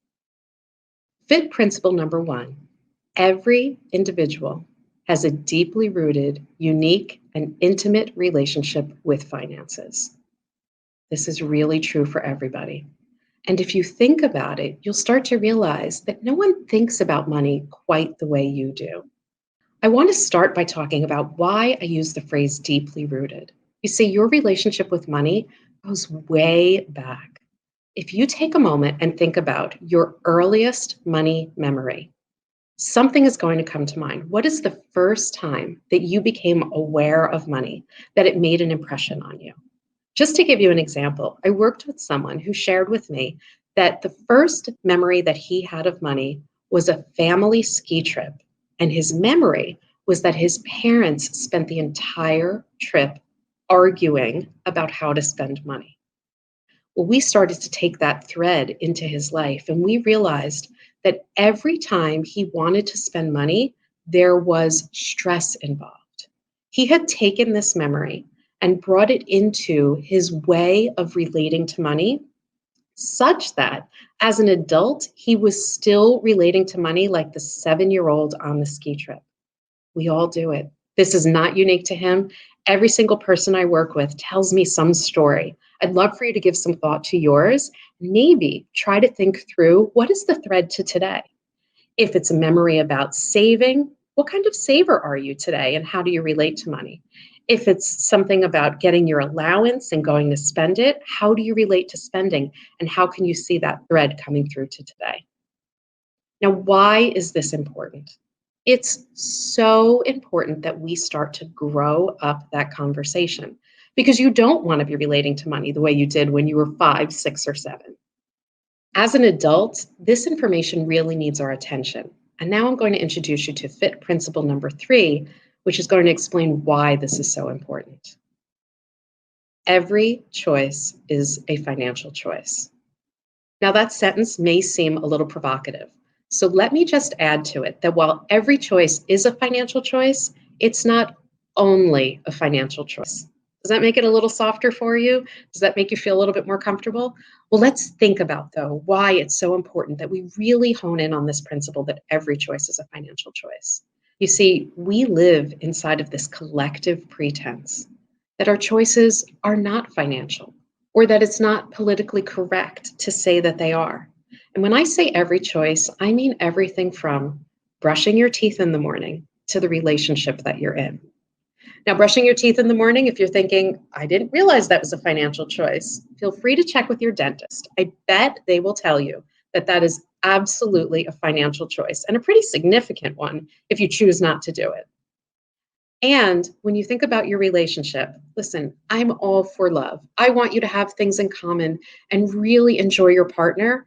But if you don't believe that it's a financial choice on the way in, you're unfortunately going to find out that it's a financial choice on the way out. That's why divorce is all about money. So I want to give you a moment to really think about how finances are showing up in your life. I'm going to do a little demonstration with you. Take a look at my face. I want you to find a freckle on my face. Find one? Spoiler alert. I don't have freckles on my face. What you're seeing is some dirt on your screen. Now, why would I do that exercise? You see, what you're looking at on your screen, let's think about that as your life and your financial choices. But that dirt that's on your screen, you know when you turn your phone off and there's fingerprints and smudges and spots, and you're thinking, how do I look at this all day and not see this? That's similar to how we look at our finances and our life. When you're engaged in making choices in your life, if you are not thinking about your finances, you're not getting a really clear picture. So now every time you walk past a window and you're looking outside, I want you to pause and shift your eyes back to that glass, just as a little reminder of this analogy about your finances and your life. So now we know that our finances are important, and we know that we're seeing them through a filter that may not be the most pristine thing that we could be looking through. Why is this so important? Why is it that you've made it this far in your life without anyone ever pointing this out before? Here's the problem. We don't have financial education. Even if you had some basic how to keep track of your finances in school, you really didn't learn the most important thing about how to make choices. This education just doesn't exist. That's why I created Financial Insight Training. I thought it was so important to help people make choices. There are some common myths about how we approach finances. Most people believe if I just had more money, everything would be better. Here's the problem. More money is not the answer. And then some people think if I could just stop spending, if I could spend less, that would make things better. That also isn't the answer. So let me explain why both of those things are not true. With all of the people that I've worked with through decades of being a CPA, I can tell you that the amount of money that people make is not an indicator of financial success. Whether someone has significant income or modest income, that is not what's producing good results. There are people who make large sums of money and live their whole lives in debt. There are also people with very modest incomes who are having everything they want in life. So if that's not what it's about, let's turn to spending. They must be doing something right with their spending. And so everyone thinks, I just have to spend less. Let me create a budget and live by it. First, I just want to tell you, don't create a budget. They don't work. It's the biggest epic fail that ever existed. It's a set of rules that I promise you will not follow. No one does. So then, if it's not about just less spending, why? Why couldn't I just spend less? Well, how would you make those decisions? How would you go about deciding what to spend less on? You see, just saying I'll spend less isn't going to get you anywhere. It may cause you to feel punished. It may feel you to cause that you can't have things that you want in life. And the whole point of living our best lives is to make sure that we have the things that matter most to us. So if it's not more income and it's not less spending, what are the key elements to financial success? This is FIT principle number 4, and it's a formula. Financial insight equals values plus data. It's just those two things. Being able to achieve financial success requires financial insight. And what makes up financial insight is just these two things. Your values, which we'll talk about in a few minutes, and a good knowledge of your data. Now, for anyone that heard data and just reached to click off of this program, please wait, stay with me. I totally get it. For some people, thinking about math, thinking about numbers, thinking about tracking their finances is the worst idea ever suggested. But here's the thing, that's because we treat it like this horrible, daunting task. So why would it be daunting? Well, if you don't look at it often, if you only look at it once a year or when a major question is coming up, that's a lot of data. But think about how many transactions you really have inside of a day. Some days you may have 0. Most days you probably have 1 to 5. On a super busy day, I don't know, maybe 10. But for most people, that 1 to 5 number, it's pretty accurate for the number of transactions that they had in a day. Well, I know it doesn't take me long to spend money. So how long could it take me to record it? If it only takes you a minute to spend it, a minute or less to record it. So we're talking about 1 to 5 minutes per day. And listen, we're all busy, but if this is about creating your best life and having financial success, isn't it worth 1 to 5 minutes a day? Just to give you a little context for this, you don't only brush your teeth the day before you go to the dentist, right? You brush every single day. I'm back to the dentist again, because it's such a good analogy. It really makes sense to think about your finances kind of like financial flossing. Let me just make sure to tidy this up every day. Then what happens is you start to accumulate information, and it's the consistency that brings you the information that you need to make great financial choices. So now you have a period of time where you've been recording data and making sure that you are keeping track of the way that you're spending, of the income that's coming in, how you're saving, how you're monitoring any debt that's being paid down. And you pay attention to this part of your life in a different way. So it's a few minutes a day, and then it gets you great information. Well, what do I mean by meaningful information? You know, for some people, you may think that just having the big items, your rent or your mortgage and your car payment, is enough information. But if you find at the end of the month, you're saying to yourself, where did the money go? Then you don't have enough details. So we want to get into the categories.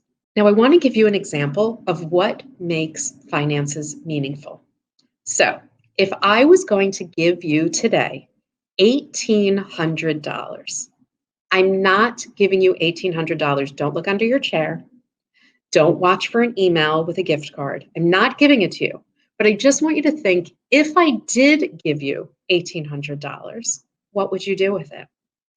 I'll tell you that most of the time when I ask this question, I get responses like, I would put it in my savings. I would plan a trip. I would pay down some debt. Those are the kinds of things that people think about for $1,800. But let's look at $1,800 another way. $1,800 is also the equivalent of $150 a month. So if you think of it as an extra $150 a month, doesn't that change how you're thinking about it?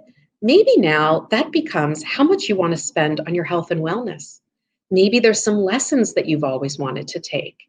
Maybe there's a class that's been calling to you. Maybe it's toward a car payment. Maybe it's the amount that you've been really wanting to put in savings for something special that's coming up or for long term. $150 a month. It's that same $1,800. What if it was $35 a week? Because that's also approximately $1,800. At $35 a week, doesn't that shift the way you're thinking about it? Is that maybe some time out with friends or a loved one? Is that maybe some gifts that you've been wanting to buy?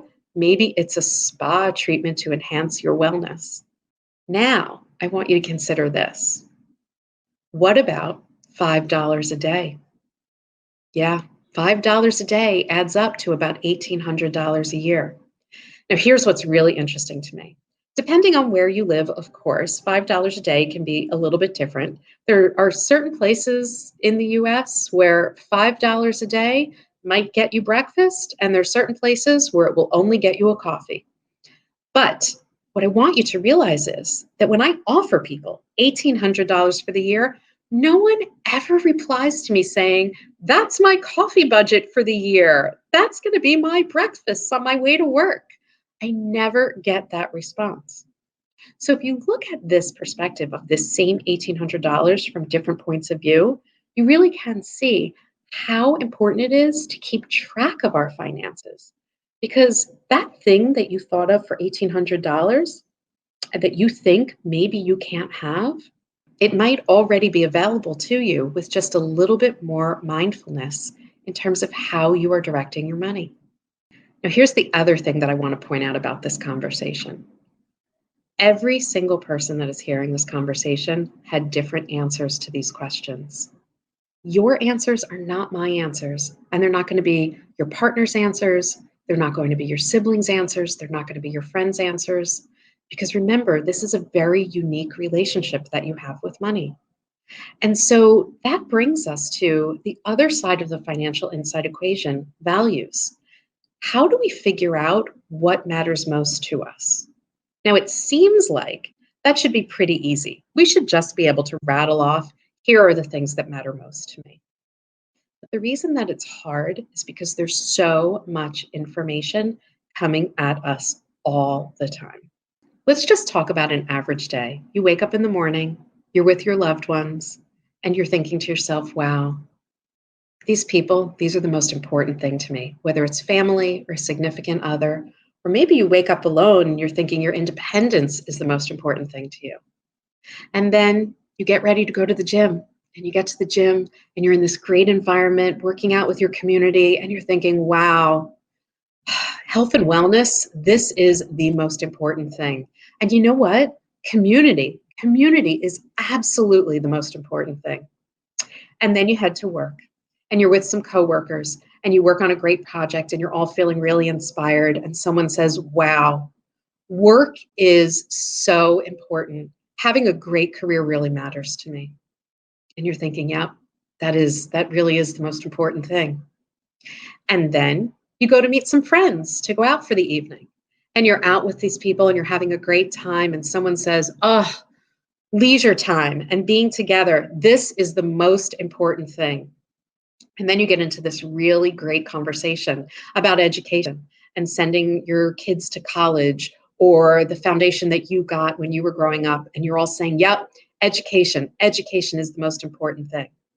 And by the way, someone else starts to talk about their great vacation, and then you start talking about how vacation and time off, that is the most important thing.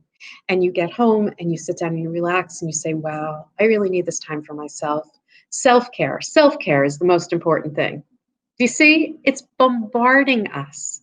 And that doesn't even address all of the shoulds that we are living inside of. Don't forget that the things that are most important to you should be the things that your parents think are most important, that your children think are most important, that your siblings, your coworkers, your friends all think are most important. See, it's just too much. But inside of each of us are some core values, the things that really call to us. And that's where our differences show up. And that's why dealing with money is so unique. That's why there can't be these cookie cutter solutions. Whenever I listen to these so-called financial gurus that are out in the world, and I hear them talk about percentages of your income that should go to certain things, I just cringe. Because here's the thing, it's different for everybody. What I would spend on my home might be different than what you would spend on your home. It doesn't mean that home is any less important. It just means that we value it differently. And that's something really important to think about. Someone that has a family feels differently than someone that doesn't. Someone that loves to travel, that loves theater, is going to feel differently than someone that is really focused on things like appearance. All of these things are completely valid. There is nothing wrong with what matters most to you. The only challenge is figuring out what that is. In financial insight training, I spend time working with the FIT members to make sure that they are clear on their values. We go through a values exercise in that program that gets people to the point where they have 5 values, because we want you to be well-rounded. I don't want you to just pick one thing because, as I said, there's so many possibilities. We want to make sure that all of the things that matter to you most are included. And so people go through and they pick their 5 values through this exercise. Well, I'm making that exercise available to all of you.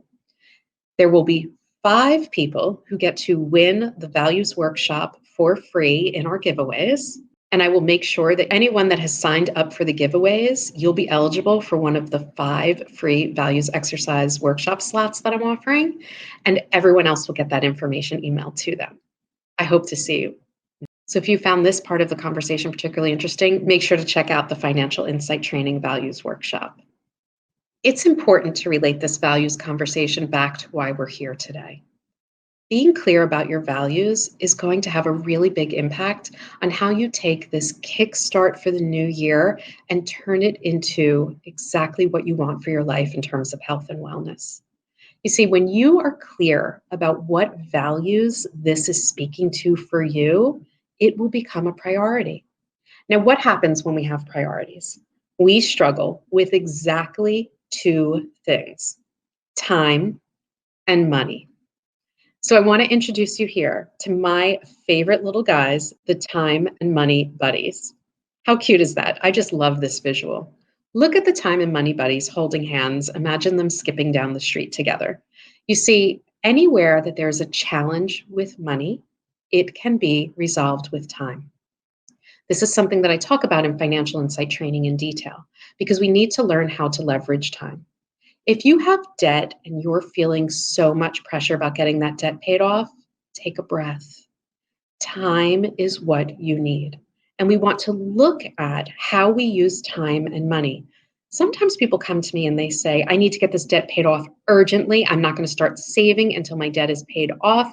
I'm not doing anything. I'm not signing up for the gym. I'm not doing any of the other things I want to do until this debt is paid off. I'm here to tell you that is no one's best life. In order to balance the things that matter most to you, your values, you need to be able to look at time and money in a way that keeps you moving forward. So if you think about time and money, or you're trying to make a decision and you're feeling really stressed about it, you'll notice that these time and money buddies are suddenly wrestling on the floor. We don't want them wrestling. We want to bring them back to holding hands and skipping down the street. This is what's so important about giving consideration to this. I want you to be able to make your decisions about your health and wellness for 2021 and for every year that follows this year based on your values. When you prioritize self-care or fitness or health, whichever word calls to you, that's going to help you make those choices. When you go back and you think about that $150 a month or $35 a week, if you can section off that amount of money, rather than thinking of it as this big bucket cost, it's going to make all the difference for you. What's important here is that we start to understand that what causes financial success is our ability to have financial insight, to look at things from a new perspective, to shift your mind, to make sure that you are moving money in the direction that matters most. So how will you know that you have financial success? You see, it's not true that financial success is some distant time in the future, or that it is some specific dollar amount that you have when you retire or when you die. That is not financial success. Financial success happens every single day of your life, or financial strain is in its place. If you notice that when you think about money, there's a lot of negative feelings, that's what we want to address. We want to start shifting that to positive feelings. I want to round out our conversation with FIT principle number 5. Feeling ease, stability, confidence, and freedom is the measure of financial success. When people start taking financial insight training, a 3-month program, they start reporting back to me after the first month that they are feeling ease, confidence, freedom, and stability. In 1 month, I'm telling you, they have not changed $1 of their finances. I haven't even let them make any adjustments yet. At 1 month in, we're still talking about our relationship with money. We don't start to dig into data until the 2nd month. So they haven't made any changes, but they've completely shifted their relationship to money. That's the measure of success that I want you to have. So every time you are feeling some stress about money, I want you to remember this conversation. Also, another little spoiler alert, you can't unhear anything that I said today. People tell me all the time after just one of these conversations, they are thinking about money differently. You need to focus on this for your entire life. And if you're going to do that, let's make sure it's in a positive way. You see, part of that pretense that we talked about at the beginning of this conversation is that we're so busy pretending that our finances are not part of every choice that we make, that we have all of this stress that we can't even identify. I want you to heighten your awareness and make sure that every step of the way, you are taking control of this very important part of your life. It's going to make everything else work so much better. You can have everything you want once you define what it is that you truly want. Financial Insight Training is our 3-month online program. So how it works is that there's an online curriculum. It's me, it's some slides, it's a conversation, and then there's coursework that you submit, and we give you personal feedback to that coursework. And then 3 times over those 3 months, we do a live Q&A. Now listen, I know you're still going to be holding on to some of those feelings of privacy about money, and I completely respect that. So when we are on a live Q&A call, your questions will be submitted in advance, and you will have an opportunity to say, yes, I would love to speak to Jody live and be coached about this in the community, or I would like to submit this question and have it answered without sharing my name. I never ask anyone to share personal financial information because no one knows better than me how very personal it is. But what the power of a community can bring to the conversations, what you'll learn from other people's questions, and from this shared experience that we have with money makes all the difference. So here's the special offer.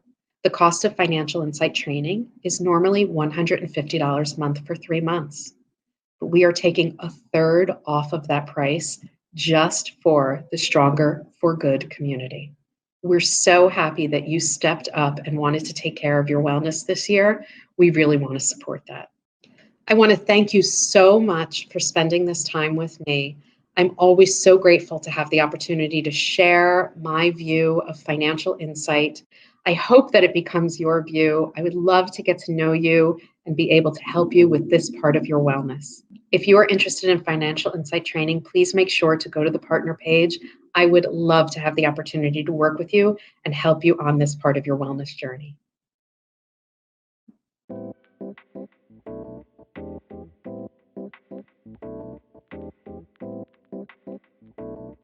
Thank you so much for joining our community today. What an amazing and successful event. I hope that you felt good, you felt empowered, and we made exponential impact. So if you want to make a donation to Movement Foundation, visit us at movementfoundation.org. And if you join Anytime Fitness right now for $1, we'll make a donation to Movement on your behalf. If you missed any of today's segments and want to check them out, go to anytimefitness.com and they'll be there for the next month. Thanks, everyone. It was a great event. Thank you.